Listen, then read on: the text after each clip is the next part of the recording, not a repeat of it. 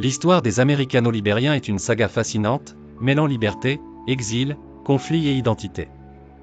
Elle commence au début du XIXe siècle et s'étend jusqu'à nos jours, retraçant la fondation du Libéria, l'établissement d'une élite afro-américaine. Ses tensions avec les peuples autochtones et l'évolution du pays. Les origines, l'émancipation et le projet de colonisation. Les Afro-Américains et l'esclavage aux États-Unis. Au début du XIXe siècle, les Afro-Américains affranchis et les esclaves affranchis faisaient face à de fortes discriminations aux États-Unis. Beaucoup d'Américains blancs pensaient que la cohabitation entre Noirs et Blancs était impossible. C'est dans ce contexte que naît l'idée de renvoyer ces Afro-Américains vers l'Afrique. L'American Colonization Society, ACS.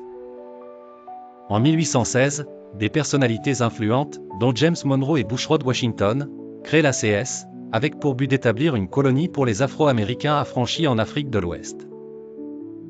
L'ACS est soutenue à la fois par certains abolitionnistes et par des esclavagistes, mais pour des raisons différentes. Les premiers pensaient offrir aux Noirs une terre où ils seraient libres, tandis que les seconds voulaient réduire leur présence aux États-Unis. La fondation du Libéria, 1821 à 1847. L'installation en Afrique.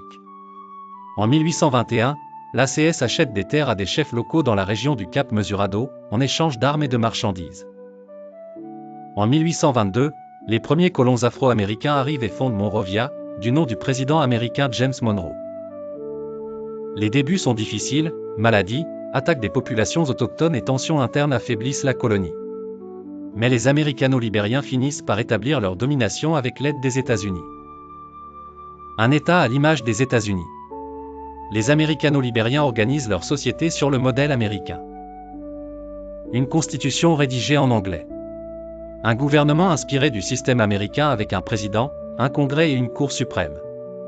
Une forte influence chrétienne et protestante.